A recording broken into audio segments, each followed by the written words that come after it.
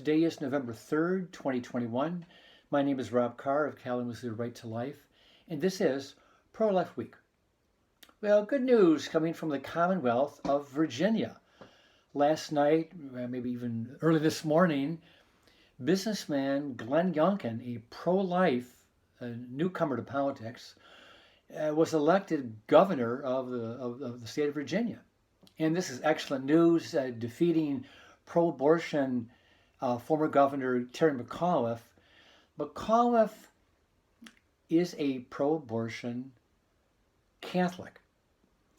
In the Ted Kennedy, Mario Cuomo, Andrew Cuomo, Nancy Pelosi, Joe Biden mold, who claim to be good sons and daughters of the church, but who are diametrically opposed to what the church teaches regarding the sanctity of human life. And here, tragically, even this past weekend, Joe Biden is in Europe for a summit on climate change. And he has an audience with the Pope, and not once in that 45-minute audience with the Pope does the pontiff bring up the issue of abortion. Now, here's Joe Biden. He is the leader of the free world, one of the most important men in the entire planet, and a Catholic to boot. And he opposes his church's teachings on the sanctity of human life. He even said a few weeks ago that he no longer believes that human life begins at conception. Well, for a God that claims to trust the science when it comes to the COVID vaccine, he's having a hard time convincing me that he wants to follow the science, because the science is clear. Human life begins at conception. And where was the Pope? Where is this man challenging Biden on his abortion position? The Pope needs to have some moral authority here and chastise Joe Biden for his position. If you don't believe in what your church teaches, you can get out. But if you're going to stay in your church, you reasonably should support and believe and promote what your church teaches. And for centuries, the Catholic Church has taught that abortion is an unspeakable crime committed against an innocent human baby. And the sanctity of human life is a pivotal issue for Catholics, at least for conservative traditional Catholics. But you have these pro-abortion zealots, primarily in the Democratic Party. Tim Kaine, senator from Virginia, is another one. And there's a lot of them in the U.S. Senate, Catholic Democrats. And almost all of them are pro-abortion. Joe Manchin is one of the few, if not the only, really strong, strong pro-lifer in the Senate. Strong for a Democrat, let's put it that way. And he's a Catholic. So kudos for Glenn Youngkin, criticisms for the Pope and Biden and McAuliffe for not standing strong on the issue of human life. Now let me turn the corner. Last week I read that a man was convicted and sentenced to 25 years in prison for strangling a hamster. Now, he also had issues with, I think, a gun violation and maybe a few other things that added to his years in prison. But I do find it interesting that you can be sentenced to a quarter of a century in prison for killing an animal, animal cruelty. I agree with that. If that's what the law requires, that you're punished for that, he deserves to be in prison. Go for it. All the way. Punish this person. But an abortionist can kill a baby in the womb 5, 6, 7, 8 months into that pregnancy.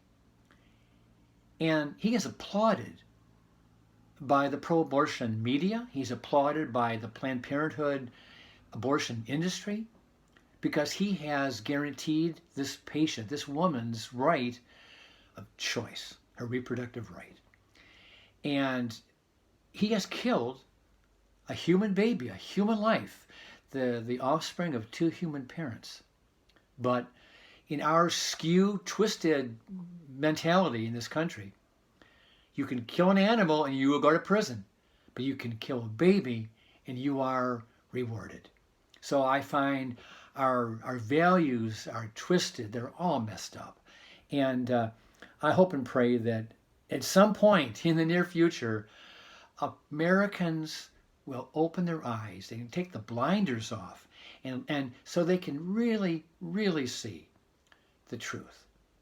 You know, Joe Biden talks a lot about following the signs. I follow the signs when it comes to vaccines and the mandates on wearing masks and getting the shot.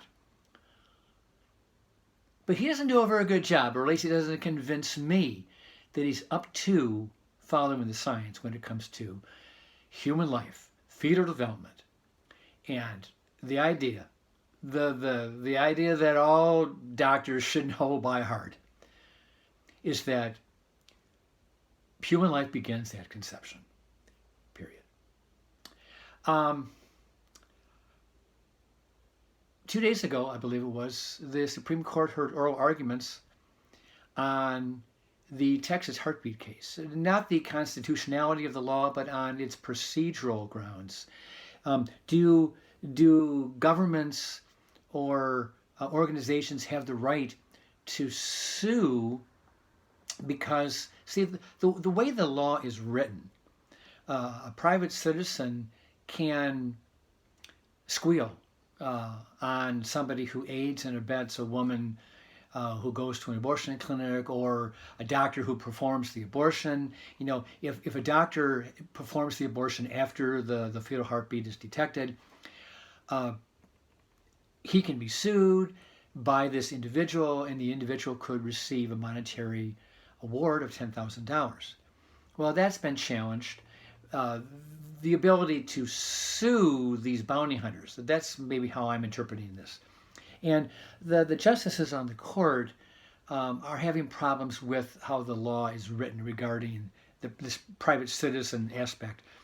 And one justice even questioned, you know, if the state of, let's say, New York State, if they passed a law banning all firearms, you know, no one is permitted to even own a weapon in the state of New York, would not state or county governments file a lawsuit against the state charging that the law is unconstitutional?